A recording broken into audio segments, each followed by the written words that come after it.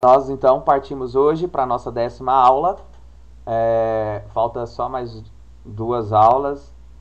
Já estou sentindo saudade de vocês. Estou gostando muito da turma. Quero que vocês melhorem. Ubuntu. Ubuntu, do Ubuntu.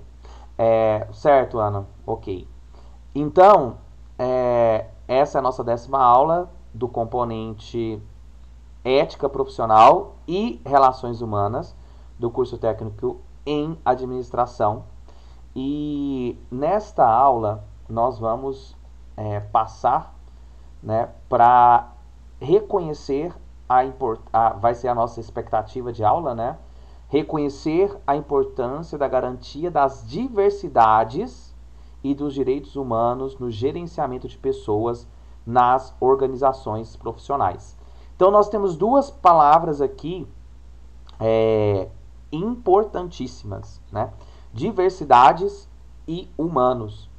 As identidades, né, que são os traços no qual nós atuamos e representamos para as pessoas, os traços que as pessoas enxergam em nós, os traços físicos, os traços culturais, os traços religiosos, os traços pessoais, né, a nossa personalidade, ela é diversa. Em psicanálise, a gente chama isso de subjetivação. O que é a subjetivação? É como que cada sujeito, cada pessoa entra no mundo, como que cada pessoa busca, a partir dos traços em outras pessoas, em outras coisas, como que elas fazem aí sua própria marcação de entrada no mundo, como que elas se marcam para marcar a sua assinatura no mundo. Então, como nós vimos na última aula, o funcionamento psíquico de cada indivíduo vai se dar de uma forma. Cada coisa que acontece com as pessoas, por mais que sejam os mesmos eventos, elas vão receber isso de maneiras diferentes e, portanto, vão subjetivar isso de maneiras diferentes. Por isso que nós somos diversos. Somos unos, porque todos nós fazemos partes da humanidade, nos comunicamos e nos comunhamos, ou seja, nos conectamos como seres humanos, porém somos diversos.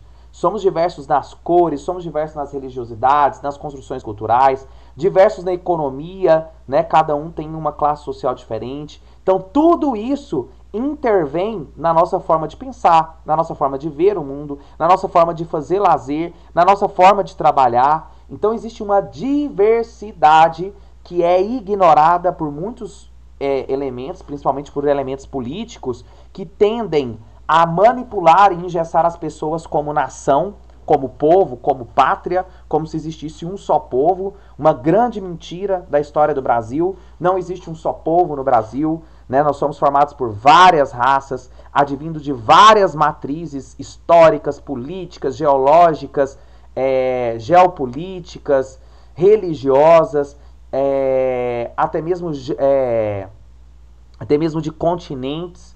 Né? O Brasil ele é formado não só por uma mistura de raças, mas por raças que não se misturam também, por religiões que não se misturam. Então essa tentativa falida, fascista.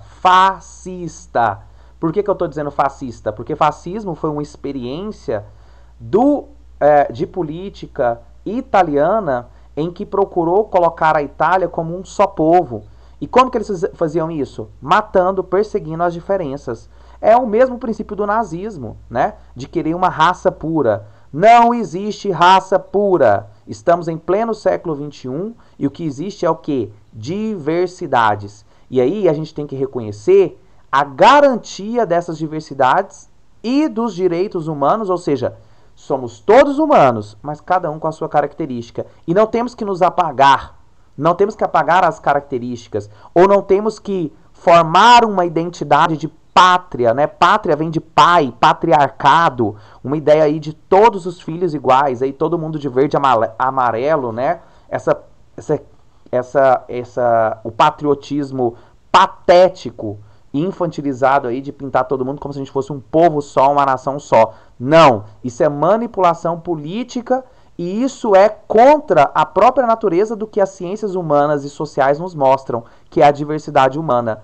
Nós somos diversos. Tentar apagar as diferenças é agenda fascista, e aí várias propagandas do governo, várias ações concretas de políticas públicas do governo tendem a fazer essa visão do Brasil, essa visão do ser humano, que é uma visão triste, violenta, e a história mostra o que deu quando nós tivemos governantes que tinham pensamentos fascistas, né? Pensamentos de uma raça pura, de um povo só, de pátria, de nação, e tudo isso aí o que esconde, né? A história nos mostra que acontece isso, que é o quê?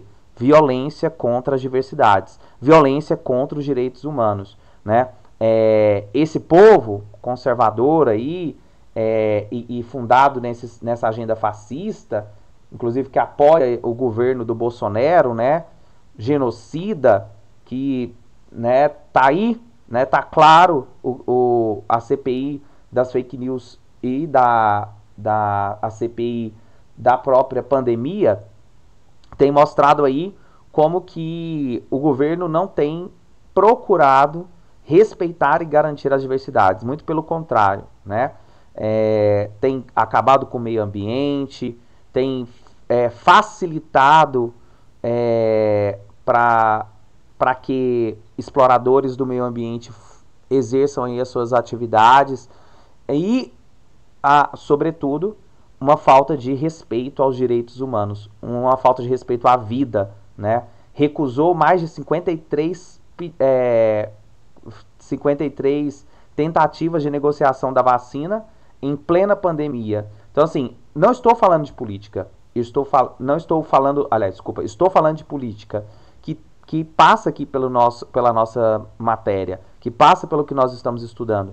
Por quê? Não adianta a gente estudar se a gente não consegue fazer ponte com o real, né? E a nossa realidade hoje, do governo que nós estamos atual, é isso. Um desrespeito total aos direitos humanos.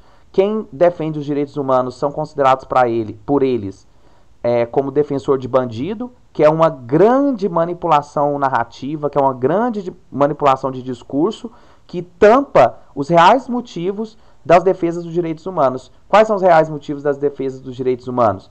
O direito à vida, o direito à liberdade, o direito à fraternidade. Então, assim, nós vamos estudar agora sobre os direitos humanos, essa diversidade, vamos falar desse gerenciamento de pessoas nas organizações, que respeite isso, né? Que não apague as diferenças, que você possa continuar tendo a sua religião, que você pode continuar tendo a sua identificação com as músicas que você gosta, com o estilo que você gosta, e mesmo assim estar no mercado de trabalho, e mesmo assim estar na empresa, que você não precisa se apagar ou dissimular uma pessoa que você não é para se encaixar dentro do movimento político, de empresas ou qualquer outra coisa, mas pelo contrário, de que os espaços sociais garantam a todos as liberdades individuais. Algum comentário? Concordo com tudo que você falou do Bolsonaro. Certinho, professor?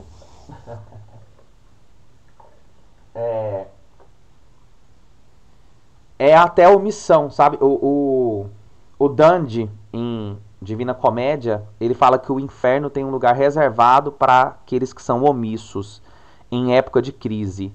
Ou seja, estamos numa época de crise e que quem tem um mínimo de estudo, um mínimo de esclarecimento, deve denunciar esse tipo de coisa. Nós estamos vendo a história se repetir, pessoal. Então, assim, não dá para continuar desrespeitando os direitos humanos. O século XXI deveria ser um século em que nós já estivéssemos tão bem organizados politicamente que nós não precisássemos estar passando pelo que nós estamos passando, que é o quê? Uma política voltada apenas para uma raça, apenas para uma gente, né? Já é muito tarde para a gente entender que, quando eu falo mistureira de gente, eu estou qualificando que a minha gente é a melhor, né? E que misturar a gente é ruim. Não, o Brasil é feito da mistureira de gente, bem entre aspas aqui, e isso não tem problema nenhum, né? Isso, muito pelo contrário, isso é o nosso traço de fortaleza. Nós somos fortes porque somos feitos a partir de várias raças, de vários povos. E isso não nos faz um só povo. Nós somos diversos. Não dá para apagar as diferenças. Não dá para continuar facilitando a morte dos povos originários, dos povos indígenas, como historicamente, desde a chegada dos europeus no Brasil, tem se acontecido, né? A gente tem que proteger a nossa cultura, proteger os nossos povos, proteger a nossa raça, proteger a nossa história. E sobretudo, reconhecer quem somos, né? Consciência de classe.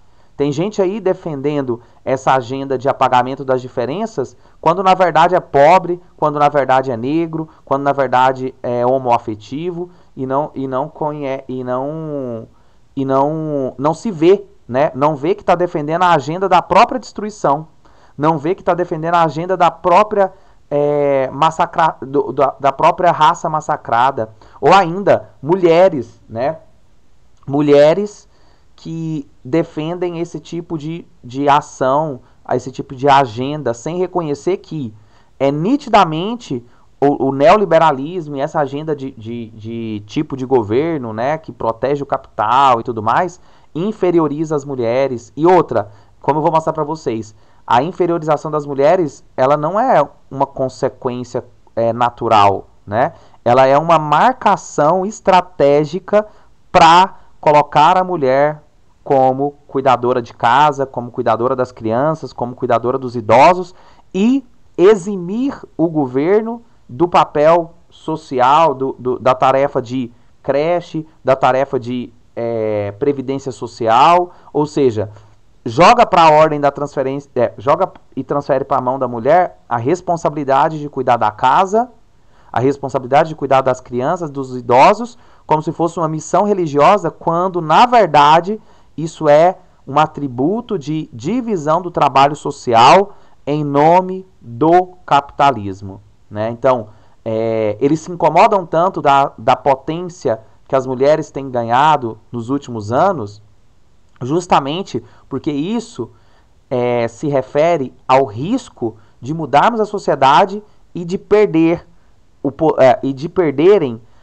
os privilégios históricos que homens brancos, cis, héteros ocupam no mundo ocidental, principalmente no Brasil, que foi vergonhosamente o último país a abolir a escravidão e também aí um dos últimos países a tomar consciência de que precisaria de políticas públicas para reverter os quase 400 anos de escravidão que a nossa história tem. Então, existe aqui, gente, dentro da minha fala sobre direitos humanos, só estou falando da expectativa da nossa aula, ainda nem entrei no conteúdo, uma série de coisas que nós precisamos problematizar. E como eu disse, problematizar com seriedade, problematizar com demonstração, não é sobre mimimi, não é sobre ataque, não é sobre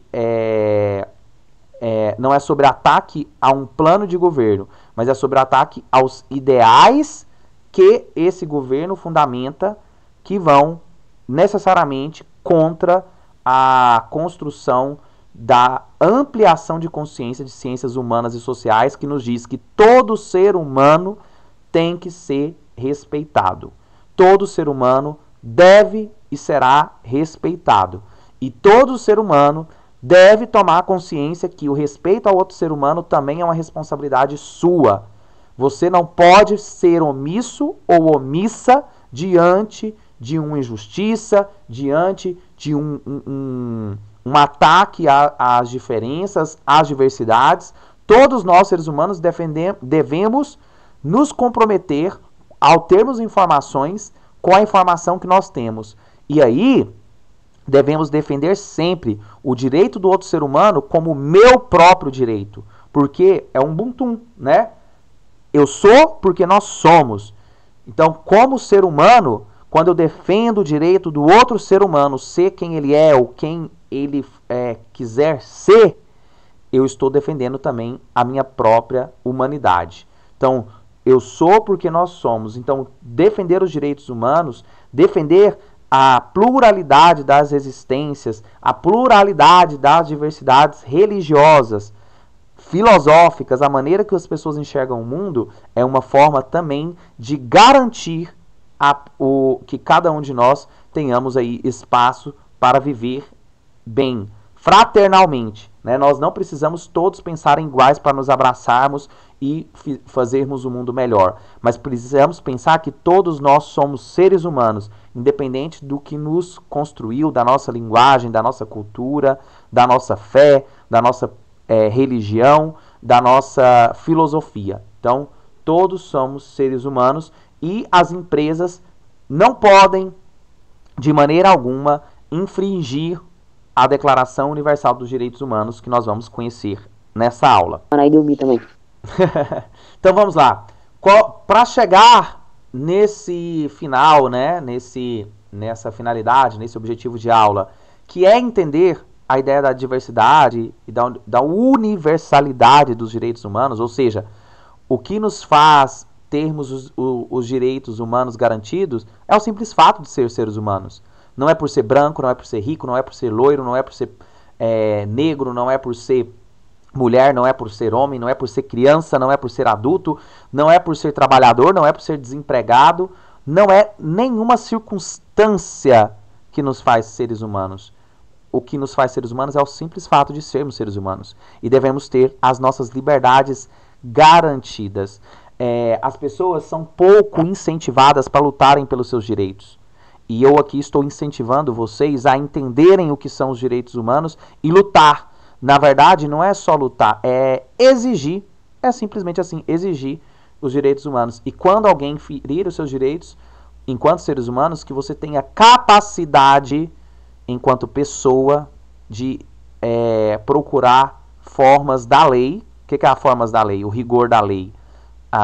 Processos, boletim de ocorrência ou qualquer outra coisa que caber quando alguém tentar infringir os seus direitos. Então, muita gente tem sido maltratada, desrespeitada e aceita tudo isso, né? Principalmente dentro do mercado de trabalho, por medo de ficar sem um emprego, por medo de sofrer retaliações, perseguições dentro do mercado de trabalho.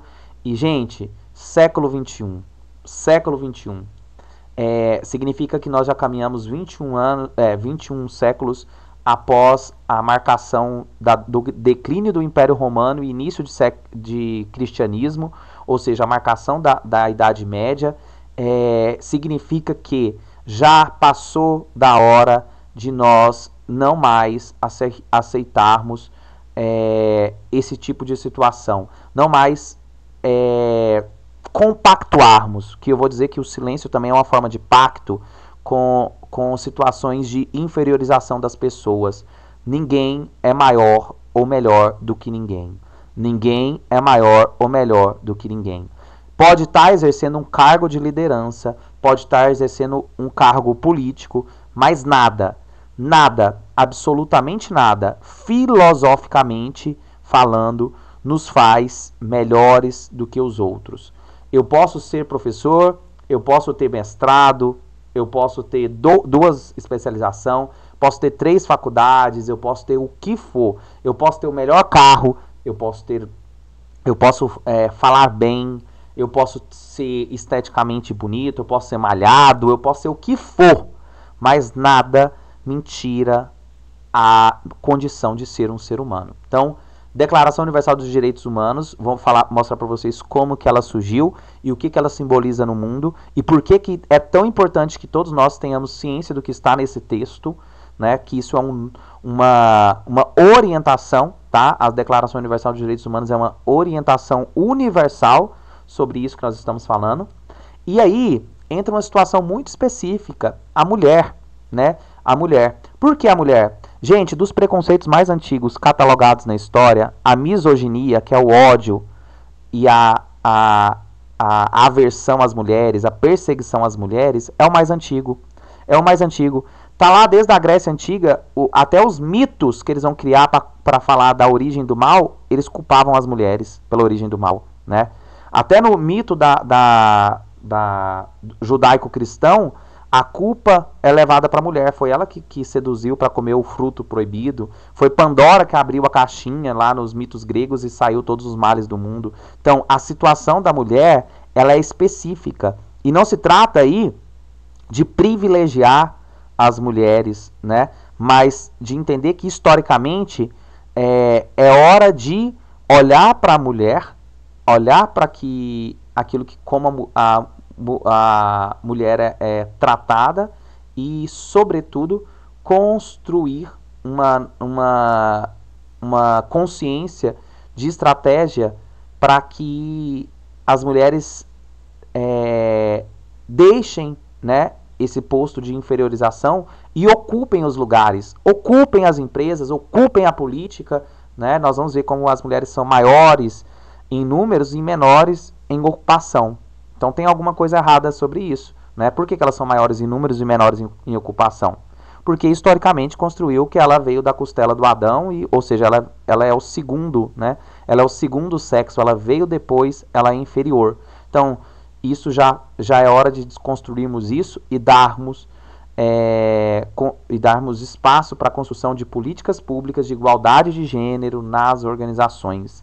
Esse talvez seja um dos maiores desafios. E aí, vamos encerrar a aula ouvindo o podcast e fazendo uma atividade. O podcast é sobre assédio moral, como eu falei para vocês. Vamos usar o caso que está emblemático, está na mídia, do Caboclo, que é o presidente afastado da Confederação Brasileira de Futebol, né? E sobre, né, a partir do caso dele, falarmos sobre assédio moral e sexual, né, nas empresas. Que eu vou chamar assim. Direitos humanos, né? Como que a história muda? Como que a história muda? Tem gente que acha que a história ela é aí um percurso natural de evolução, né? Uma visão darwinista do século XIX, como se os dias de ontem foram piores do que hoje e que os dias de amanhã serão melhores do que hoje. Isso é uma péssima ilusão que faz com que as pessoas não se responsabilizem pelas mudanças históricas. Isso é uma péssima ilusão que faz com que as pessoas se sintam confortáveis com o momento de agora e tenham só esperança no futuro sem construir esse futuro. E de fato, gente, a história não é assim. De fato, a história ela é contraditória, controversa, nem tudo que passa, né, para o futuro melhora, tá? Olha lá pro Paquistão, moralmente falando, olha pro Irã, né, como já foi diferente nas liberdades individuais e hoje como são perseguidas aí as mulheres, os homossexuais lá. Então, olhe que nem sempre as coisas caminham para melhora, né? Então a história nem sempre muda aí como um lado pro lado positivo. É preciso tomar cuidado que temos sempre cães raivosos, vou chamar assim, pessoas gananciosas, historicamente empoderadas, ou seja, historicamente com poder, que querem continuar mandando, que querem continuar escravizando, que querem continuar explorando, e para eles é muito interessante que a história não amplie para a garantia dos direitos humanos. Por quê? São pessoas que ficaram ricas explorando outros seres humanos, né? No Brasil, gente, trabalho não enriquece ninguém. O que enriquece aqui é sonegação de imposto, o que enriquece aqui é fruto de herança, né? É as capitanias hereditárias dos seus bisavós. O que nós olhamos as famílias mais ricas do Brasil e como que elas crescem em números é isso, né? Na pandemia, os mais pobres ficaram mais pobres e os mais ricos. Opa, peraí, por quê? Né? E quem que está garantindo tudo isso? Como que está sendo feito aí o manejo, o governo das políticas públicas para isso, né? E aí quando eu falo manejo de políticas públicas, não é sair dando dinheiro para as pessoas não, gente. É sair dando oportunidades, né? Por exemplo, cotas é uma oportunidade de estudo e é garantir também que a geração de emprego em renda, né? E não só uma visão como aconteceu depois do golpe, né? Depois que o Temer deu o golpe na Dilma, e aí o que eles vieram? As primeiras medidas deles, reforma trabalhista, e eu gosto sempre de ironizar que de trabalhista não teve nada, foi patronista, porque a reforma só pensou no patrão, não pensou no trabalhador. Então foi reforma trabalhista não, foi reforma patronista. Veio o golpe, o que eles fizeram? As agendas que eles queriam, os empresários queriam, né? Em claro português, explorar ainda mais o trabalhador, garantir ainda mais o lucro da iniciativa privada e sucateamento do serviço público. Por que eles sucateam tanto o serviço público? Por que eles querem hospitais públicos, mesmo com dinheiro, péssimo funcionamento?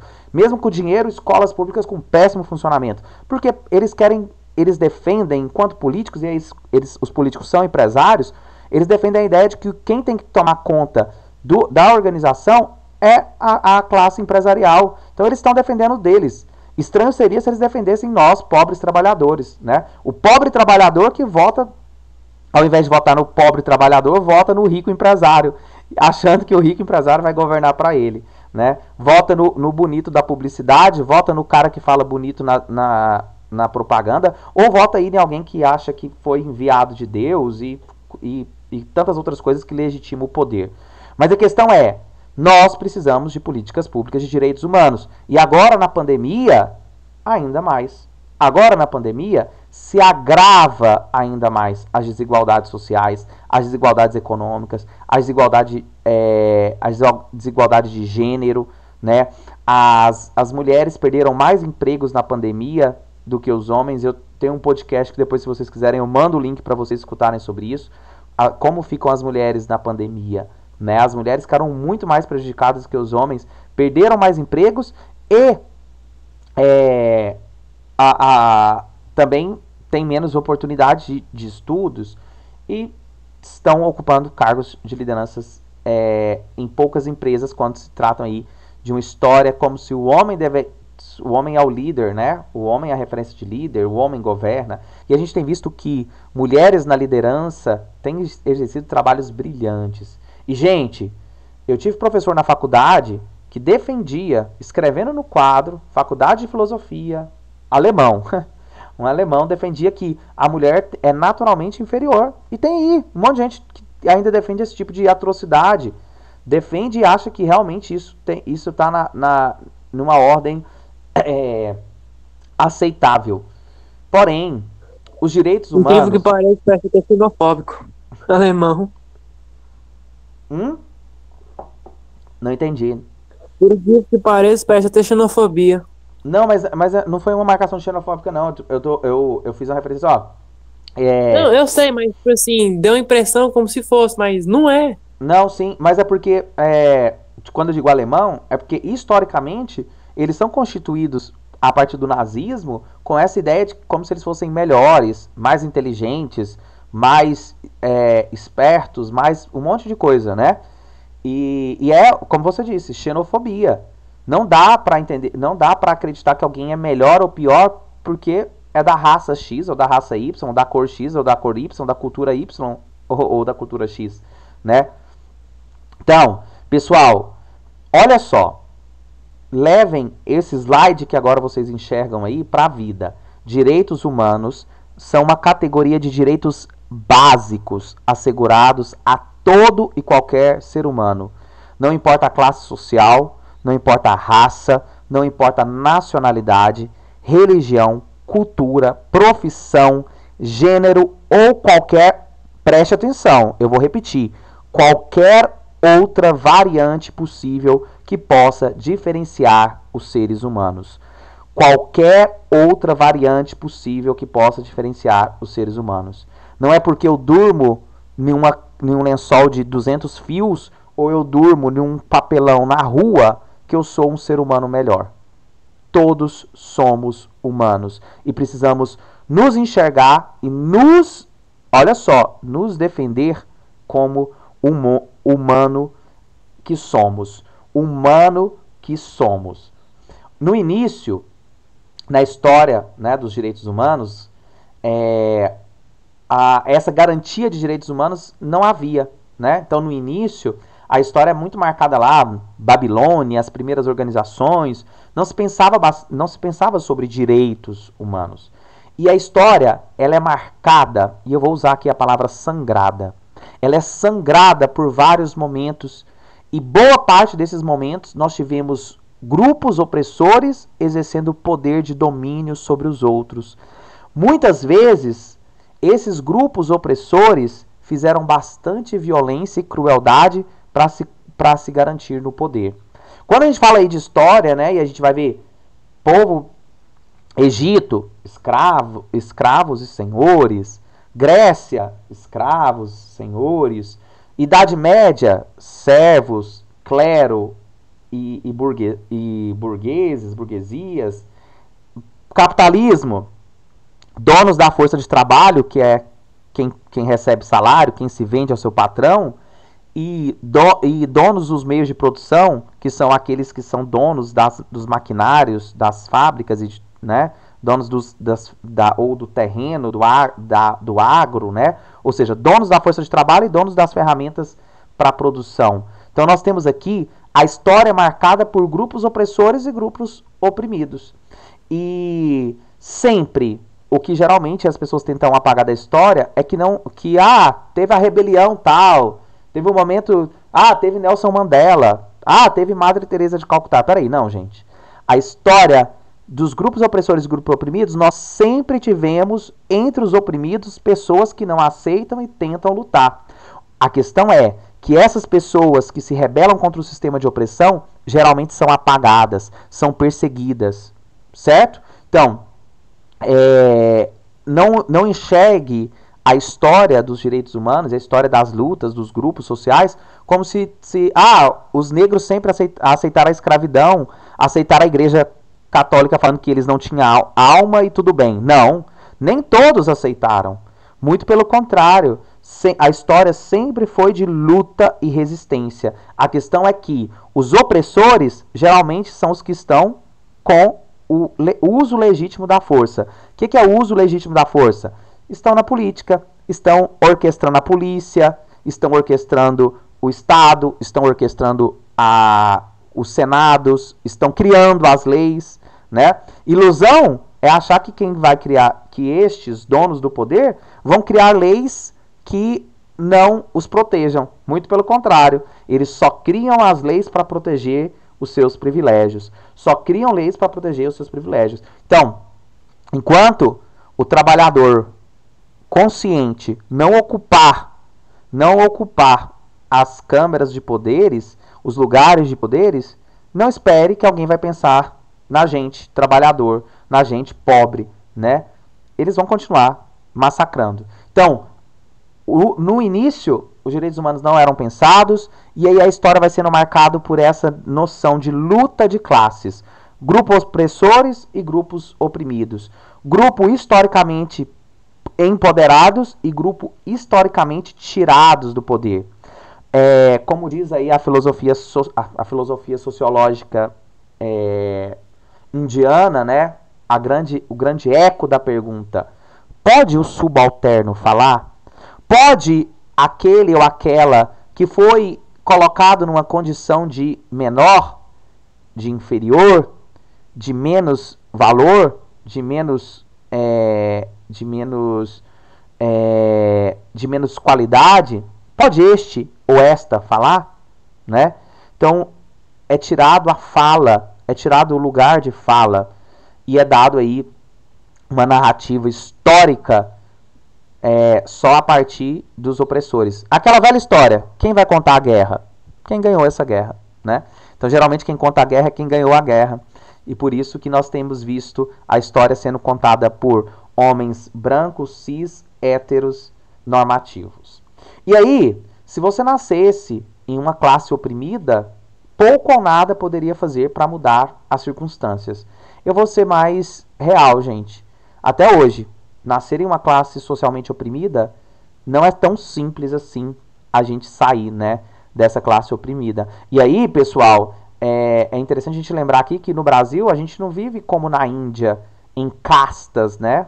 O que são castas? As castas indianas, eles dividem grupos que não se misturam com o outro e têm características culturais, funcionamento culturais e só casam entre estes, enfim, que vão ali nesse funcionamento. No Brasil não tem isso, né, essa divisão de castas, teoricamente. Mas se você vai pegar na prática, pouco ou nada nós misturamos com outras classes sociais.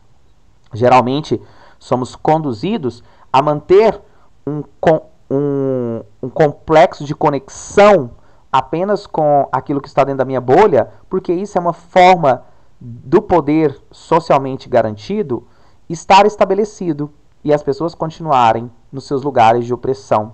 e não conseguirem, muitas vezes, pensar fora da rotina que estão. Por quê? Já estão tão alienadas à própria realidade que pouco ou nada elas vão enxergar fora daqui. Em outras palavras, esse tipo de sociedade em que nós vivemos, de desigualdade, foi elaborado para isso, né? O Darcy Ribeiro tem uma frase que eu adoro, que é o seguinte: o fracasso da educação no Brasil não é um fracasso, é um plano de sucesso. E é isso. O fracasso na educação no Brasil não é um fracasso, é um sucesso. É um projeto de gente que quer que a educação continue sendo um privilégio da classe burguesa. E é isso. Então, da mesma forma que tivemos grupos opressores, também houveram grupos de resistência e luta que se juntaram em busca dos seus direitos e contra a violência dos autoritários. Então, a história, ela não muda aí com a atuação de uma pessoa, né? Não é o Lula, o Bolsonaro, não é Madre Teresa de Calcutá, não é Dilma, não é Fernando Henrique Cardoso, não é Tiradentes, ou seja, não é sobre uma pessoa. A luta é sobre grupos de resistência que se organizam politicamente para lutar pelos seus direitos. Alguém quer falar alguma coisa? Ligou o microfone aí? Não, por enquanto não. Alguém ligou o microfone? Então fique aí registrado, né, que o que muda a história não é uma pessoa ou o trabalho de um indivíduo. O que muda a história é o movimento social. Então, ainda sobre os direitos humanos. Um dos maiores marcos da opressão aos direitos humanos foi o colonialismo europeu. Então, pessoal, não dá para falar de história do Brasil, não dá para considerar a desigualdade de classes no Brasil, não dá para constatar as violências, as perseguições, as diversidades no Brasil sem a gente fazer referência histórica. Nós, primeiro, né, precisamos aí recordar que o Brasil é fruto do colonialismo europeu. O que é o colonialismo europeu? Após as expansões marítimas do século XV, países da Europa buscaram conquistar novas terras para explorar essas terras, tirar as riquezas naturais que elas tinham, e fizeram isso em nome de Deus, né? Fizeram isso em nome, os portugueses fizeram isso, né, a celebrar aí primeira missa, os jesuítas vieram na frente. Então, assim, colocaram a bandeira do cristianismo na frente para justificar exploração do ouro, exploração do pau-brasil. Aí, não por acaso, nós fomos batizados com o nome do produto que nós tínhamos para oferecer. Então, o capitalismo, ele é selvagem, o capitalismo ele é desigual por natureza, porque ele precisa da desigualdade para a sua existência, né? Porque o capitalismo se faz sobre a exploração do trabalhador. Só que, quando se trata de capitalismo brasileiro, é ainda mais tenso. Por que mais tenso? Porque nós estamos no quintal do capitalismo, gente. Nós somos vistos pelo resto do mundo como mão de obra barata e riquezas naturais. Volto a dizer, não por acaso, ainda no início do século XV, nós fomos batizados com o nome do produto que tínhamos para oferecer. Ou seja, a visão do colonialismo europeu sobre nossa terra, sobre nós, povo brasileiro, sempre foi uma visão de que passíveis a serem explorados. Então, quando constatamos aí que quando as colônias da Europa buscaram invadir e dominar os outros continentes, principalmente as Américas e na África, o que eles queriam era isso. E outra, aliado à ideia de exploração econômica, há também o que eles tentaram e conseguiram de genocídio, né? Matar povos. No Brasil, por exemplo, mais de 70% da população indígena foi morta. Ou seja, as colônias impunham não só uma forma de exploração das riquezas materiais, mas também eles impunham a cultura e a religião deles, impunham a forma deles pensarem. Para quê? Porque a forma deles pensar, que é a forma judaico-cristã, era uma maneira de adestrar esses povos, considerados por eles selvagens, os indígenas e os africanos, adestrar esses povos para quê? Escravizá-los. Então, e aí atrocidades como a ideia religiosa de que indígenas e negros não tinham alma, por exemplo. Então, além de fazerem a extração das riquezas naturais, eles buscaram também domínio da cabeça, domínio do pensamento, domínio das crenças, né? E aí, não por acaso, eles ainda estão fazendo isso em nome de Deus, né? Tem um monte de colônias de evangelização lá na África, pregando o cristianismo ainda hoje. Então, duas marcações aqui.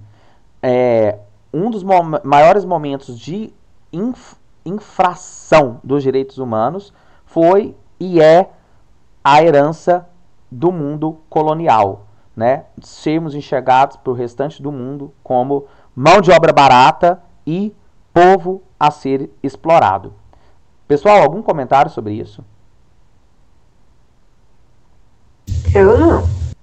Estão conseguindo acompanhar? Sim. Em 5 minutinhos aí. Mas tô conseguindo entender. Oi? Mas tô compreendendo. Eu vou disponibilizar esse material também para vocês fazerem a leitura depois. Eu até coloquei um conteúdo complementar que eu não vou embasar com vocês, mas é fundamental que vocês... essa é uma das aulas mais importantes, inclusive, da ética, né? Porque a nossa maior referência de organização ética hoje no mundo é isso, né? Direitos humanos. E essas constatações que eu estou falando para vocês, né? De que nem sempre os direitos humanos foram respeitados e ainda hoje há diversos aspectos dos direitos humanos que precisam ser cobrados, né? Por que a cada 10 pessoas que a polícia aborda em São Paulo, 8 dessas pessoas são negras? Por que o negro é considerado um perfil de criminoso? Né? E por que os negros estão mais... A população carcerária no Brasil é mais composta de negros? É porque negro é mais criminoso? Ou porque ao negro oportunizado menores chances de enquadre no mundo do trabalho, de enquadre de oportunidades de estudos, né? E aí, então, é sobre isso, né? É sobre constatar o que era, o que é e o que nós ainda podemos fazer pelos direitos humanos. Então, o que é a cidadania? Cidadania é um nome que nós vamos utilizar, nós vamos adotar para falar do fenômeno, vou chamar assim, de viver em harmonia em uma cidade. Então, cidadania seria aí a organização orgânica de uma cidade harmônica. Então, essa busca da cidadania, que começa lá desde os romanos, né? Ser parte da cidade, cumprir as normas da cidade, respeitar as normas coletivas, me comunica, me coloca em comunhão com os outros, não foi aí uma conquista fácil e ela ainda não terminou. Depois de muitos genocídios, e aí poderíamos falar de vários genocídios, invasões, guerras, países tentando dominar os outros, desde a Grécia ao Império Macedônico, Alexandre o Grande invadindo terras, crucificando 2.000 homens, estuprando todas as mulheres e crianças, Napoleão Bonaparte, ou seja, vários episódios da história, e principalmente a fenda, né, o buraco triste de duas grandes guerras, Primeira e Segunda Guerra Mundial. Então, depois dessa história de genocídio e de muitas guerras, e aí a gente tem, né, teria que marcar com vocês outras questões históricas, por exemplo, a cúpula aí das nações. Então, várias tentativas, o mundo moderno hoje eu digo hoje porque isso é muito recente, né, 1945, a gente fez aí, a partir também de uma liderança dos norte-americanos, que buscaram, também por uma questão histórica, lá depois do mundo soviético, briga com o mundo soviético, buscaram se apoiar no conceito de um conceito aí de cidadania democrática. A gente viu aí a criação da Organização das Nações Unidas, a chamada ONU. Então, se você não conhece a ONU, e aí eu acho muito difícil que vocês ainda não conheçam a ONU, porque está nos telejornais, está nas revistas, está na internet. Então, a criação da ONU, ela se deu em 1945, após as duas grandes guerras e após histórias de genocídios. Para quê? Em busca da paz e garantia fundamental dos direitos humanos. A ONU, Organização das Nações Unidas, que não são todos os países que compõem a ONU, tá bom, pessoal? Não são todos os países que compõem a ONU, mas vai ser aí essa cúpula, essa criação que vai buscar, né, em tese, também, eu acredito que eles são muito falhos, né? Tem muita coisa que eles deveriam intervir no mundo, né? Coisas que infringem os direitos humanos mesmos. Temos países em que pessoas ainda são mortas, torturadas pelo próprio Estado. Eu acho que eles deviam ser mais rígidos com as regras deles lá, o acordo entre os países deles. Sim. Acontece toda coisa, eles não fazem nada. E aí não é só ser rígido na punição daqueles que não cumprem, mas é pensar também em políticas públicas, educação, né? Lazer, cultura. Porque, pessoal, é a educação que nos liberta para reconhecermos o mundo. E pessoas esclarecidas não vão aceitar serem exploradas. Então, Verdade, professor. Agora é hora do intervalo. Hora do intervalo. Então, depois do intervalo, a gente continua falando aí da criação da ONU, tá? 10 minutinhos de intervalo para vocês. Né, como nós estávamos vendo, a ONU, então, surge em 45 com esse propósito. Só que a marcação, a data que marca, né, a Declaração Universal dos Direitos Humanos, quando há a criação desse, que a gente vai chamar aqui documento, né? Eu vou chamar de documento porque a Declaração Universal dos Direitos Humanos, a DUDH, né? Ou alguns pronunciam ela vai ser o quê, pessoal? Ela não vai ser uma colocação de lei, né? Ela não pode ser, ela não tem o rigor da lei. Ela é vista aí como um documento que orienta, né, para esse rumo de um respeito à dignidade da pessoa humana, à dignidade pessoal de cada um. Então é nessa data, 10 de dezembro de 1948, que há a Organização das Nações Unidas, né, promulga a Declaração Universal dos Direitos Humanos. Nos últimos anos, esse documento, que não é uma lei universal, como alguns pensam, é usado como principal referência de direitos e liberdades para todos.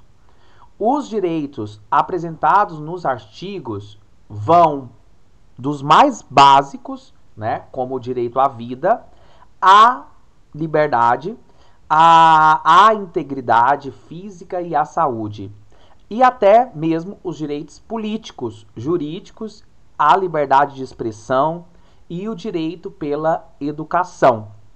Então, os direitos humanos, naquilo que ele é desenvolvido, né, nessa declaração, ele busca aí ver uma visão básica, né? Todo ser humano precisa de casa, todo ser humano precisa de comida, todo ser humano precisa de saúde, de integridade, de liberdade. Todo ser humano deve ter o direito de viver. Então, e viver com qualidade. E aí, então, tem o direito à vida, mas também tem o direito de ter pensamentos, de ter posição política diferente, de ter liberdade de expressão, né? Então, vai até do direito à vida ao direito, que nós chamamos aí de direito político, né? Até mesmo o direito à educação, né? Como nós falávamos em um outro momento da aula, é da educação que nós podemos sonhar no desenvolvimento de uma ampliação de consciência, que as pessoas, a partir da ampliação de consciência dos próprios direitos, consciência sobre os próprios direitos, podem, então, se sentir empoderadas, né? Olha a palavra empoderamento aqui. O que é se sentir empoderada? É sentir que eu tenho o poder. Por que eu tenho o poder? Porque é meu direito. É meu direito à vida. Né? O direito da moradia é um direito constitucional. Por que nem todo mundo tem moradia digna no Brasil? Né? Está na Constituição. A quem devemos cobrar? Né? Está lá como direitos básicos. Então, é a partir da educação, do direito à educação, que também é possível sonhar, então, com pessoas mais esclarecidas, mais empoderadas, não aceitam, então, serem oprimidas por governo, serem oprimidas por algum poder autoritário, né? Se trata aí de entender o poder libertário e o poder político que a educação tem, né? Uma boa educação que leve o estudante, né? Leve a pessoa que está estudando a enxergar o mundo com crítica, a enxergar o mundo com critérios, a ter conteúdos para analisar sobre o mundo, sobre o funcionamento das pessoas, das empresas e tantas outras coisas mais. Todos os seres humanos nascem livres e iguais em dignidade e direitos. Olha só, todos nascem, isso é como inicia o texto, né? Todos os seres humanos nascem livres, iguais em dignidade e direitos. Então, se a gente nasce todo mundo livre, igual, o que vai diferenciando aí uns terem poder e outros não? Uns terem acesso aos bens socialmente produzidos e outros não? Por que alguns seres humanos vão ter condições de alimentação melhor, por exemplo, que já é um privilégio, uma alimentação nutricional, uma alimentação boa, tendo então uma boa alimentação, ele ter condições do próprio fisiológicas, né, o próprio corpo, por ter tido uma alimentação boa, de bases minerais, de carboidrato e tudo mais, para que ele consiga o quê? Estudar, pensar e fazer uma carreira de estudos. Então, não é só também colocar o pobre dentro da escola, né? Porque se você pensa que para estudar é mais do que querer, né? É ter condições físicas, psicológicas, fisiológicas. Condições psicológicas, quando eu digo isso, se você pensar pessoas que vivem uma realidade de violência, de criminalidade, se elas vão ter o mesmo nível de concentração para estudar, para se dedicar a uma leitura, a um estudo, do que alguém que está lá num quarto, num setor nobre da cidade, em um condomínio fechado, em que nem passa carro na rua. Então, essa igualdade, né, a atividade de vocês pede para vocês falarem sobre isso, que é a isonomia da lei, né, que todos são iguais perante a lei, todos são livres, iguais. Então, essa é a base do Estado Democrático de Direito, que é o Estado que nós funcionamos, e a partir dessa Declaração Universal dos Direitos Humanos, a gente vai entender, as empresas também precisam dessa noção, né, de que os direitos humanos devem ser sempre respeitados. E aí, pessoal, a história muda, né? E como que a história muda? Como que a gente passa de um momento para o outro, né? Como que a gente passa de uma construção de uma história desigual para uma história mais igual? De um mundo mais fraterno, justo?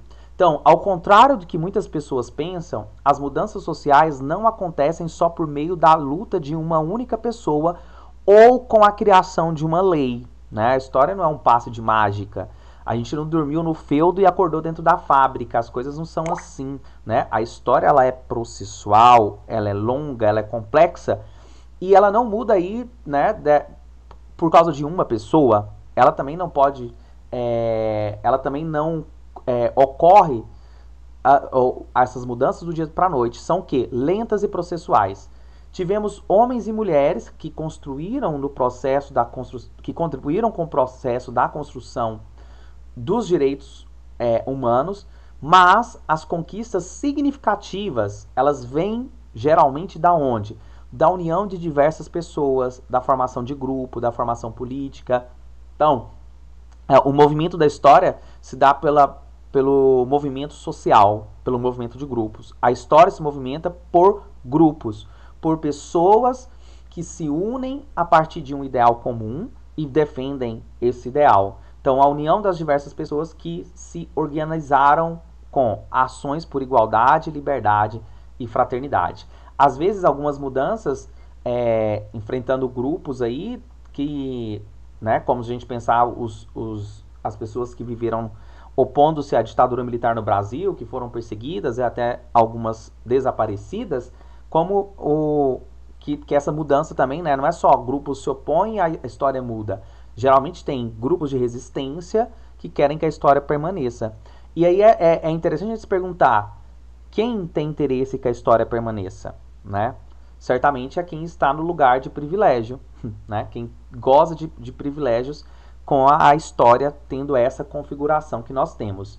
Então, as conquistas dos direitos humanos com leis de proteção e mudanças culturais se deram por meio de estratégias produzidas pelas próprias pessoas que não conformaram com o contexto de opressão. Os movimentos sociais são formados por grupos de indivíduos que lutam por uma causa social e política. Então, os movimentos sociais são pessoas, grupos que se organizam a partir daquilo que os fazem como causa, ou seja, como motivo para lutar, né? Então, por que esse grupo luta? Por que esse grupo se organiza? E aí é legítimo dentro de uma ditadura que os grupos apareçam, né?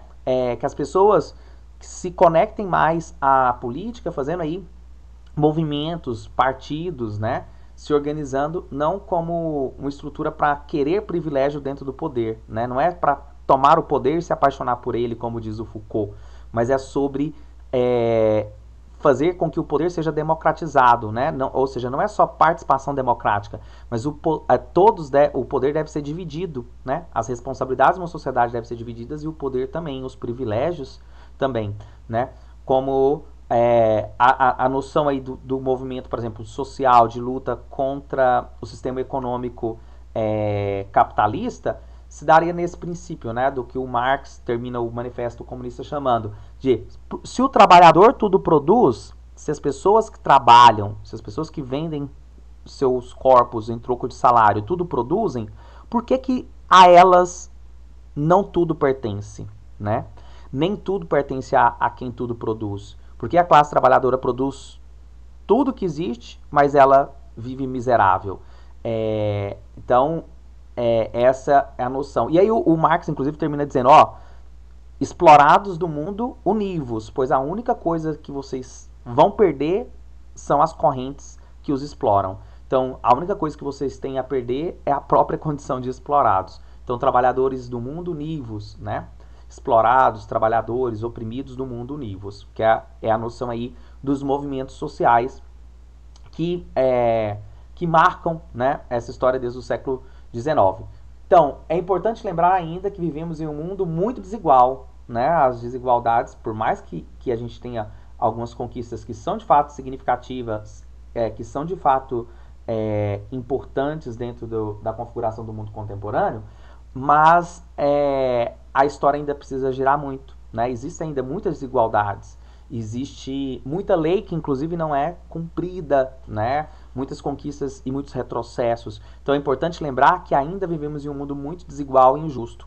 Como a história não muda naturalmente, quem que muda a história? Somos nós, os responsáveis por pensar e criarmos um mundo mais igualitário e justo para todos. É interessante que os direitos humanos, na direção que vai, né, a compreensão do que é direitos humanos, é que todo mundo é ser humano e tem direitos pelo simples fato de ser seres humanos. Mas também isso nos responsabiliza acerca de que, se todos nós somos seres humanos e a história ela é movimentada pelos grupos humanos, todos nós somos responsáveis por construir a história. Então existe uma responsabilidade política quando você toma consciência disso, né? Então não é só sobre direitos. Os direitos humanos também vão promover o dever. O que é o dever? O dever de que cada pessoa consciente da noção dos direitos humanos lute por isso, viva por isso, né? Se entregue a essa ideia, ou seja, se responsabilize em pensar e garantir um mundo mais fraterno e igual, né? Que aí eu não vou respeitar o outro porque ele tem alguma semelhança comigo, eu vou respeitar porque ele é o outro, inclusive ele pode ser totalmente diferente de mim, aí a gente conviver no mesmo espaço e tá tudo bem, né? Não se trata de um mudar os outros. Eu vou deixar no material para vocês esse fragmento, essa parte aí de uma aula da Isabela Espíndola. Eu não vou entrar nessa parte, só deixei lá para vocês lerem e complementarem mais. Por quê? Ela fez esse material comemorando aí os 70 anos da Declaração Universal dos Direitos Humanos. Hoje, né, 2021, né, no final de 2021, em dezembro, a declaração vai fazer 73 anos. Então, é um documento aí de 2 anos atrás, porém, é um documento que ela fez com bastante esmero da completude do que o assunto encerra. Ela explica o que é os direitos humanos, sobre, né, a importância, as controvérsias, né, e tem essa charge, o que é direitos humanos, né, um pobre perguntando para o outro na rua, ele diz, não sei nem o que é ser um humano. Então é sobre isso, né, tem gente que vive uma vida de tal forma excluída da possibilidade de pensar fora da vida que vive, que não terá também condições de se tornar um ser político que procure aí garantia dos seus direitos, né? O que são os direitos humanos? Ela usa a frase da Hannah Arendt, a essência dos direitos humanos é o direito a ter direitos. A frase da Hannah Arendt, que é uma filósofa. E aí depois, alguns direitos humanos básicos: direito à vida, direito à educação, direito à saúde, direito à alimentação, direito à liberdade de expressão, né? Todos podem pensar diferentes, e direito à habitação. Então, os 6 elementos básicos aí: a vida, a educação, saúde, alimentação e pensamento, bem como a habitação. E aí se perguntem aí, será que a gente vive num Estado democrático de direito em que a gente tem garantia à vida? O que as pessoas menos têm, a maioria, é direito à habitação. Né? E parece que a habitação leva para outras coisas, por exemplo, o direito à segurança, à dignidade, né, de se sentir bem. Como é difícil famílias em que as pessoas moram de aluguel ou às vezes moram em condições em lugares que nem são habitados, que nem são preparados para isso, né? Então existe muitas realidades aí de que a falta do direito à habitação infringe muitos direitos humanos, né? Verdade. Então, e aí é de se pensar, né? Será que todos esses direitos nos são garantidos pelo Estado democrático de direito em que vivemos? A vida, a educação, saúde, alimentação. E quando é fornecido é tudo de péssima qualidade. Tudo. E é aquilo que a gente falou, né? Por que colocam em péssima qualidade? Porque eles têm que justificar que a empresa que vende o produto dela é melhor. Então, assim, o sucateamento das coisas públicas é um projeto, né? Um projeto mesmo político para justificar a iniciativa privada, né? Para justificar o lucro dos empresários. Por isso que os empresários não desgrudam, os burgueses, né, os donos dos meios de produção, não desgrudam aí do poder político também, né, estão ocupando a Câmara Legislativa, os vereadores, né, deputados, senadores, né, fazem parte dessa classe, não por acaso. Características dos direitos humanos. Os direitos humanos, baseados no conceito inerente dignidade humana, Carta das Nações Unidas e o Pacto de 1966, são indivisíveis, né? Não dá para dividir eles, são obrigatórios, interdependentes, né? Cada um vai ter a sua dependência, são naturais, ou seja, não é porque eu fiz alguma coisa que eu tenho direito a ser um ser humano, né? Não se trata aí de ter provado que eu sou capaz de ser um ser humano. É natural, pelo simples fato de existir, né? Eu, você, nós somos humanos. E inalienáveis, ou seja, não dá para eu dizer que eu só vou garantir esse direito se tiver outra coisa, né? Então você não vai aliar ele a algo, mas pelo contrário, qualquer ser humano, independente, né, independente de qualquer coisa, tem esses direitos e são universais. Então vale para todos, né? Até para os países que não estão dentro das Nações Unidas. E as características dos direitos humanos: todas as pessoas devem ter a mesma dignidade, sua origem não é o Estado ou as leis, mas a própria natureza humana. Nenhuma pessoa pode renunciar a eles ou negociá-los, e o Estado, né, o poder político, não pode dispor dos direitos dos cidadãos. Não podemos ser destruídos, não podem ser destruídos, né, os direitos humanos, o que constituiria um atentado contra a pessoa. Impõe às pessoas e ao próprio poder político a obrigação de respeitá-los, né, os direitos humanos, mesmo que não exista uma lei que assim os estabeleça. E suprimir qualquer um deles põe em risco o respeito aos demais. Aquilo que eu falei, quando eu respeito o outro ser humano, é também um respeito a mim, né? Por isso que a luta se trata de todos. Os tratados dos direitos humanos, depois tem esse mapa aí para vocês saberem mais sobre os direitos humanos no mundo. Vejam lá no material, eu não vou entrar nisso aqui. E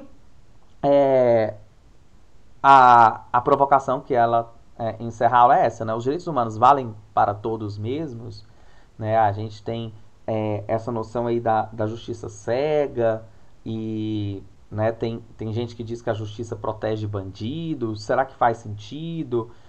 Quem são, da onde provém os grupos que perseguem os outros grupos? Quais são os grupos que perseguem grupos das diversidades no Brasil? Né? Da onde que vêm esses grupos? Fincados em quais ideais éticos que esses grupos estão? Né? O que isso faz com que as pessoas fiquem também raivosas e vão para o mercado de trabalho em outras situações? Pessoal, eu vou mandar para vocês agora esse material aqui, para a gente falar sobre a situação da mulher no mercado de trabalho, que é também isso que eu já problematizei, né? Se o ser humano ele sofre algum tipo de desrespeito à sua dignidade, o ser humano mulher sofre ainda mais, porque historicamente constituiu-se a ficção, né? E aí é uma ficção, é uma mentira, um mito de que a mulher ela é objeto de exploração, inclusive do homem, né? Ela é um objeto de exploração e ela é algo da ordem do inferior, né? Da ordem da serviçal. Então isso é uma ficção, uma mentira, a ser superada pelos séculos que nós vivemos, que a gente diz aí a queda dessa noção, né, misógina, de ódio, de repúdio, de perseguição ao feminino e de desenvolvimento do feminino no lugar inferior, né, inferior. E aí, essa situação da mulher no mercado começa inclusive pelo mercado de trabalho. Por que mulheres exercendo os mesmos cargos que os homens, na mesma empresa, exercendo a mesma função, acabam por serem postas como com salários inferiores? É mulher. Só pode, porque... Exatamente, pelo fato dela ser mulher. E aí é que tá. Quem constrói essa ideia de que a mulher ela é inferior? Ela tem que aceitar receber menos e que ela não foi feita, olha a palavra, feita para ocupar cargo de liderança, né? É dessa loucura que nós falamos, dessa loucura social, né? Eu vou chamar assim, loucura social. Por que uma loucura social? Porque nada pode fundamentar, nem a própria natureza fisiológica, a noção de que um ser humano é melhor que o outro, né? Ou mais do que o outro. Isso é a igualdade, né? Os princípios aí de igualdade. E aí eu mandei lá no WhatsApp para vocês, abram um documento aí, e esse documento da Unicesumar, né, que é educação, uma universidade aqui. Eu peguei um artigo para a gente ler umas partes dele, não vamos ler ele todo, mas eu vou ler ele com vocês. Eu mandei lá no grupo do WhatsApp, abram aí. E aí vamos pensar o seguinte: mulheres no mercado de trabalho, como é a situação atual? É inegável que a gente teve avanços nas últimas décadas, né? Claro, gente, se pensar aí, sei lá, mulheres há pouco tempo, que eu digo, tipo, um Brasil já moderno, já após a construção de noção de modernidade no Brasil, mulheres não poderiam ter empresas no nome, mulheres não poderiam votar, mulheres, para terem a propriedade, teria que ter autorização do marido. Então, assim, muita coisa mudou. Mas alguns desafios ainda estão presentes quando o assunto é a presença da mulher no mercado de trabalho. Isso porque a discriminação ainda existe e a igualdade ainda não faz parte da realidade da maioria.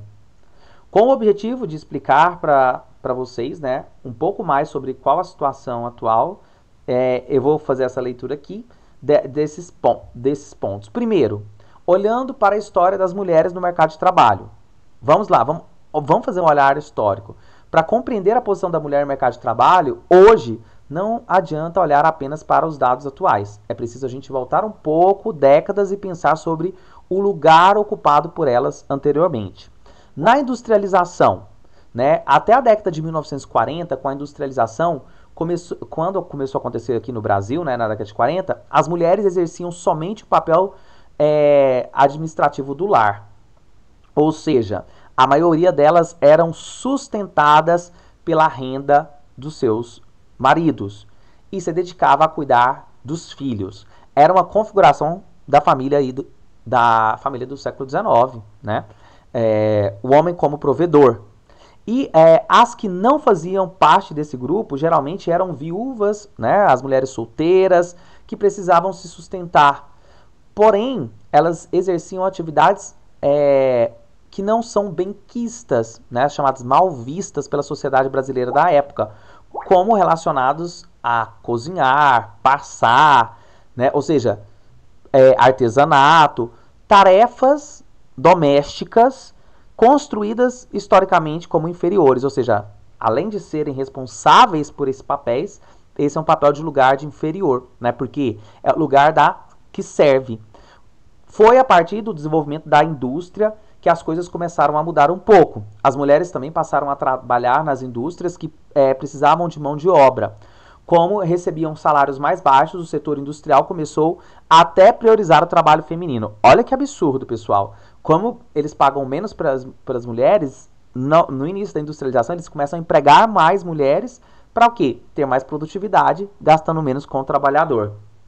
E aqui se trata de que as mulheres foram colocadas no desenvolvimento industrial porque a indústria precisa, né, obviamente, de trabalhador. Porque o lucro, né, que vai ser aí a extração da mais-valia, né, o tempo que é pago para ser trabalhado com aquilo que é produzido nesse tempo, né, a lógica da indústria, produção de mais com menos, mais custos, mais lucro com menos custos.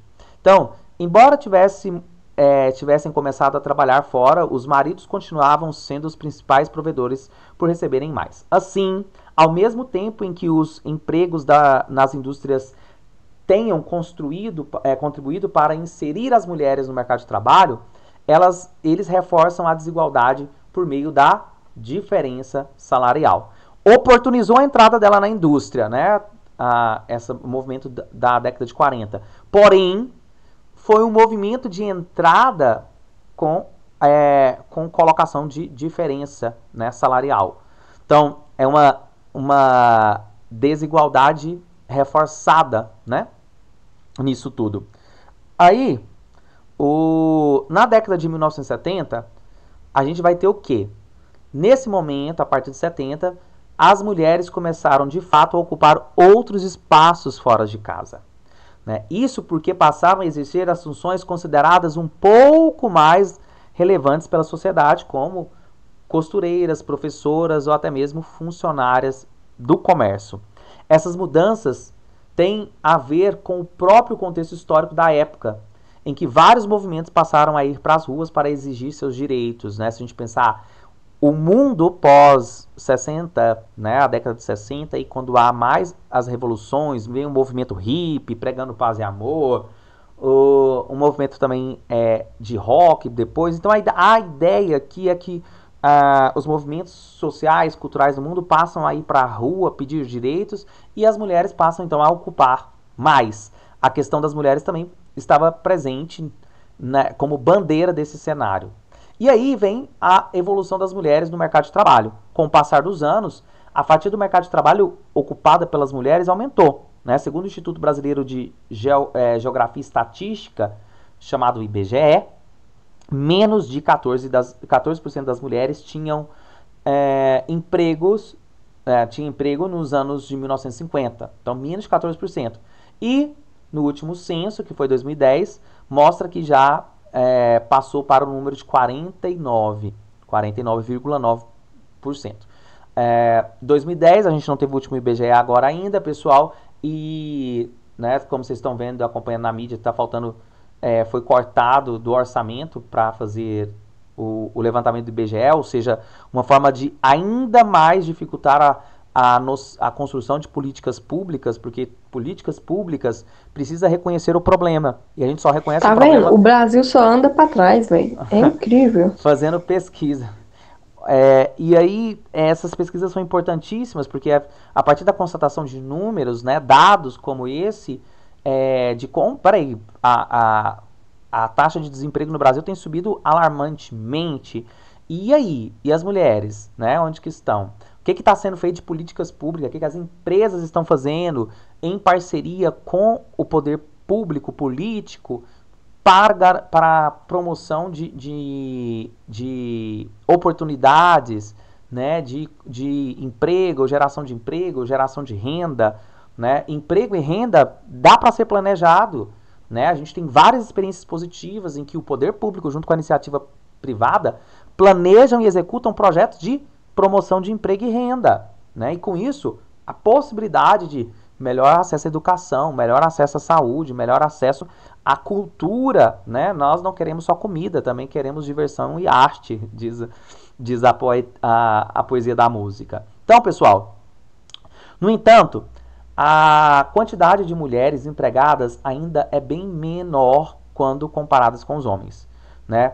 Se a gente vai pensar aí, que a participação passou de 80,8% em 1950 para 67,1%.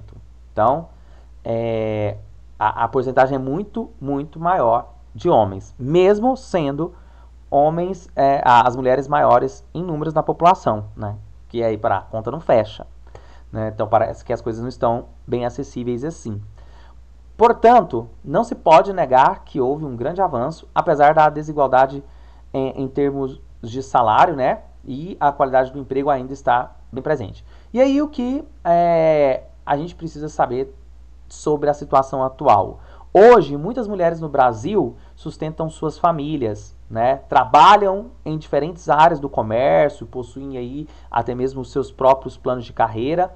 Além disso, essas mulheres estão sempre em busca de mais qualificação. As pesquisas mostram que as mulheres procuram muito mais por cursos de preparação, de estudo do que os homens para se qualificar para o mercado de trabalho. Talvez por entenderem exatamente de que quando se trata de oportunidades, a cobrança, quando você é mulher, ela se torna maior, né? Então, além disso, elas buscam mais qualificações para conseguir melhores vagas, melhores empregos com mais benefícios.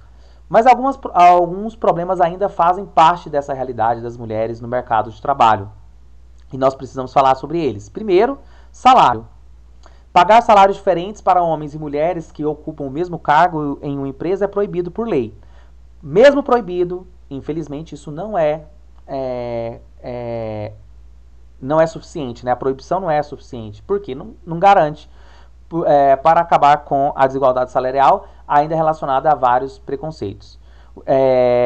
Para você ter uma ideia, em 2018, o rendimento médio das mulheres com emprego foi 20,5% menor, olha só, menor do que o dos homens. Então, as mulheres ganhando 20% inferior ao salário dos homens quando se trata de mesma qualificação, mesma empresa, mesma função. Isso sem comparar também com cargos ocupados por ambos. E aí, outro problema, além do salário que a gente precisa falar, é jornada dupla. Embora as mulheres tenham passado por ter trabalho remunerado, ou seja, receber pelo trabalho, isso não as isentou do trabalho em casa.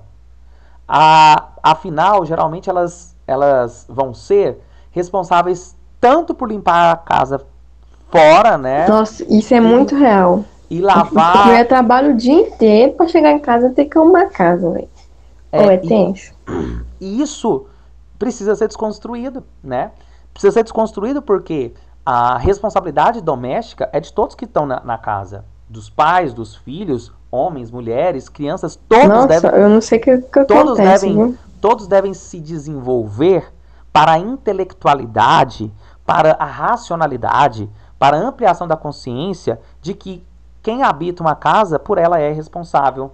E se eles e elas, crianças, podem também ter suas responsabilidades dentro de casa, devem ter suas responsabilidades dentro de casa, é a sua habitação, logo é sua responsabilidade. Então a tarefa deve ser dividida, né? Não se trata de um ou outro fazer. A questão é que historicamente... Tem coisa que a mulher mora sozinha em casa e suja sozinha, né? E tem obrigação. Eu já vi absurdos, assim, tem uma ala da minha família que é tão conservadora e que eu tenho parte da família que o homem fica sentado, meus tios ficam sentados, meus primos ficam sentados e as esposas que servem eles no prato. Entrega na mão a comida. Não, eu também tenho, por isso que eu tô comentando aqui. Então, tipo assim, tem umas pessoas assim, que querem ser tão boa na família, mas tem uns filhos que não faz bosta nenhuma, uns filhos homens assim que ficam encabulados, viu? Aí chega, eu vou pra casa da minha avó, geralmente no final de semana, almoçar, e chega lá, eu vou lavar vasilha, né?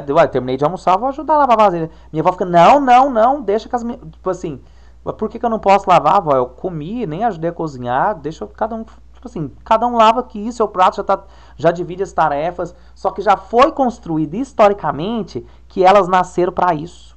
Nasceram para procriarem filho e cuidar de casa. Isso é incutido, né, na cabeça delas e elas reproduzem como uma verdade.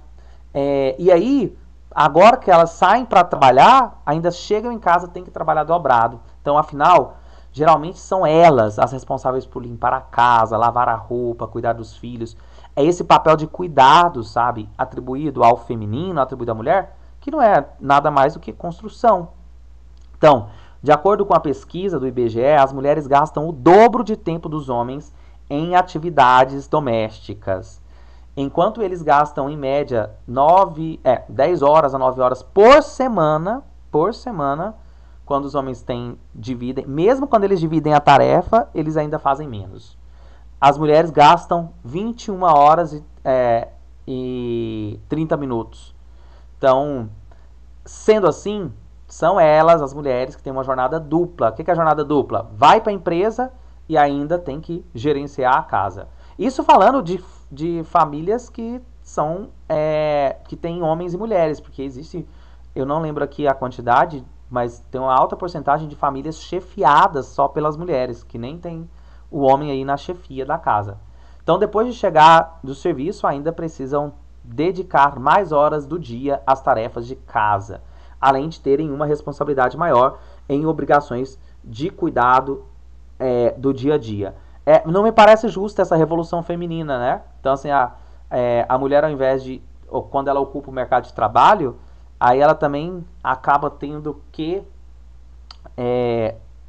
além de compor o mercado de trabalho, ela ainda continua com as tarefas domésticas sem dividir isso com os homens. Né? É isso que é o machismo tóxico. É isso que é a ideia do machismo tóxico. É esse machismo que constrói sobre a mulher, que constrói sobre a figura do feminino, uma ordem de inferioridade, de negação e objetificação, né? Um corpo que é objetificado para atender a uma demanda de organização, né? Então, mantém a sociedade assim, não vamos mudar o patriarcado. Por que não vamos mudar o patriarcado? E aí?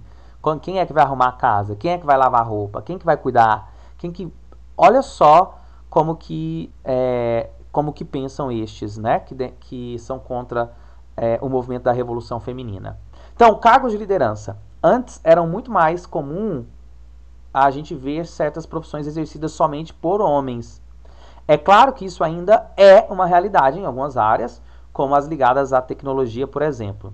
Mas a maior desigualdade está relacionada ao lugar ocupado por homens e mulheres em uma hierarquia de cargos, né? Ou seja, quem manda, quem obedece. Tanto que isso é o que justifica parte da desigualdade salarial. Mas já sendo maioria em algumas profissões, os homens ainda dominam os cargos mais altos.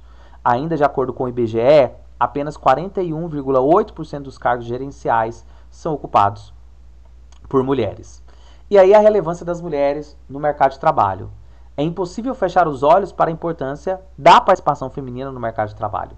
Aqui não se trata apenas de diminuir a desigualdade, que é fundamental para as sociedades, mas também de contribuir para a expansão da economia global.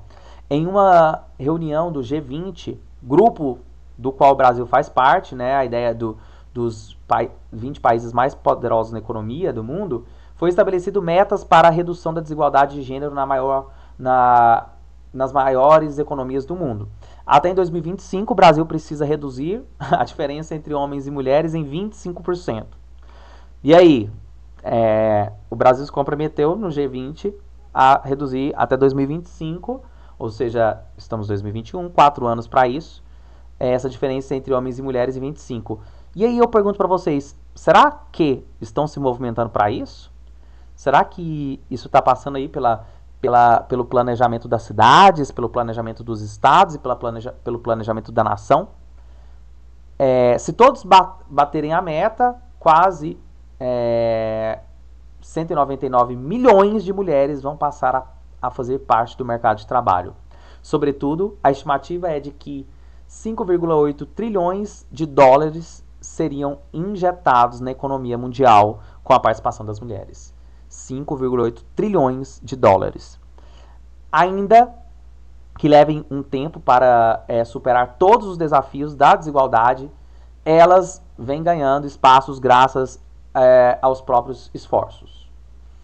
Grande parte das conquistas das mulheres no mercado de trabalho está ligada a maior nível de qualificação delas. Por isso, não deixe de continuar a investir na educação, na carreira, para alçar voos mais altos. Quando a gente pensa que, quando eu dou conta, essa guerra é difícil, né? Ou guerra aqui bem entre aspas, tá, gente? Essa competição é difícil. E se eu sou mulher e eu estou em desvantagem, eu tenho que ainda mais procurar estudar e me comprometer com a minha carreira para competir, né? A questão é essa. Concordando ou não, a gente está num mundo competitivo, né? Isso é capitalismo.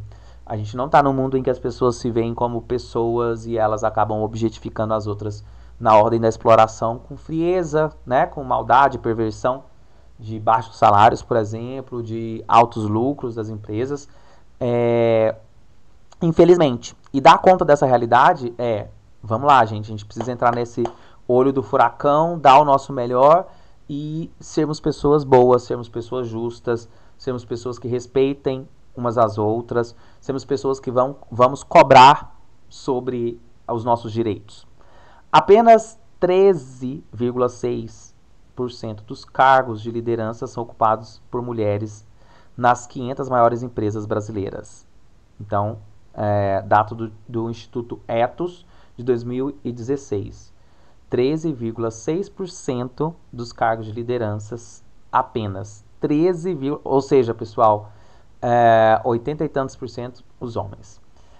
Para 68% das mulheres, a principal barreira para assumir o cargo de liderança é o preconceito dos seus chefes.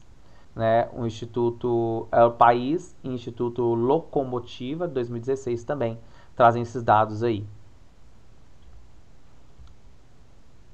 E aí, sobre o caso aí dos assédios, né? Existe assédio moral e existe assédio sexual, né? O moral é quando você é ofendido, ofendida dentro de uma ordem, como a própria palavra diz, moral, né? Ou seja, algo ligado a ferir um respeito ao seu comportamento, e outro a ferir a sua particularidade, a sua singularidade sexual, que é o assédio sexual, a intimidade, né? A carícias no corpo, às vezes até por brincadeiras. Estamos em pleno século XXI, né? E eu gosto de ficar marcando isso para dizer que é de um atraso absoluto que homens continuem brincando com brincadeiras de duplo sentido com mulheres, né? Como aquele caso do advogado que estava lá salvo engano, no Egito, e foi fazer uma brincadeira, abre bem aspas aqui, viu? Brincadeira de cunho sexual, de cunho provocativo. É brincadeira, não tô dando em cima. Não. Já estamos no pleno século das liberdades individuais, em pleno século da ascensão do feminismo, e esse tipo de coisa não tem mais graça. Não é brincadeira. É o respeito ao corpo do outro. Não há brincadeira quando se trata da liberdade, daquilo que é do outro. Respeito à privacidade do outro, à sexualidade do outro, aquilo que é da ordem privada, né? Nós não devemos nos importar com o que é vida privada de cada indivíduo. Nós devemos nos preocupar com o que é vida pública, como você respeita a coisa pública, como você trata a coisa privada, como você tem sua vida privada. O problema é seu e não é só problema, o respeito é todo seu. O que você faz com a sua vida privada, como que você inventa suas relações, como você a religião que você tem, ou seja, tudo vida privada. O que é vida pública não deve ser misturado. E aí, assédio sexual na CBF, né, que é o caso que estamos passando agora, e ainda está em curso, isso é muito novo, essa notícia é muito quente aí, do Rogério Caboclo, né, que é o ex-presidente, é denunciado aí por esses casos. E aí ele levou também para a ordem da brincadeira, né, tipo, foi brincadeira, o assédio enfim. Eu vou passar para vocês o podcast, que eu ia falar, né, não vou tomar a narrativa, porque lá no podcast vocês vão conseguir problematizar, né, e entender o conceito aí do assédio moral. E aí tem essas duas atividades, né, essas 5. Então, veja o vídeo sobre a construção histórica dos direitos humanos e responda como o princípio da isonomia. O que é isonomia, pessoal? Igualdade diante da lei, né? Todos são iguais. Deverá ser garantido no mundo do trabalho. 2. Qual o principal desafio das políticas de igualdade de gênero organizacional no Brasil atual? Então, como que a gente vai pensar aí aquilo que eu falei, igualdade de gênero, né? E, como eu já marquei com vocês, vou mandar o slide também para vocês poderem usar o conteúdo do slide para responderem a atividade. Vou mandar agora lá no grupo, pode ser? E 3, escute o podcast. Aí eu coloquei o link. O caso Caboclo, né, que a gente acabou de falar. O assédio moral e sexual nas empresas. Mais de 20 mil pessoas entraram na justiça. As que entraram, imagina as que ficaram caladas, pessoal, entre 2015 e 2021. O que podemos fazer para mudar esse quadro? Né? A partir do que você escutar lá do podcast, eles vão falar, a hora que eles falam desses dados aí, das 26 mil pessoas, eles também vão falar do que a gente pode fazer para mudar esse quadro. A partir do podcast, diga o que qualifica assédio sexual segundo a promotora do Ministério Público de São Paulo, Silvia Charquian, autora do livro Crimes contra Mulheres. Então, o que ela falou aí no podcast que qualifica assédio sexual? Qual é a diferença entre assédio e paquera? Ok? Então, Ok. façam atividade now, neste momento. Agora, eu vou mandar o link para vocês.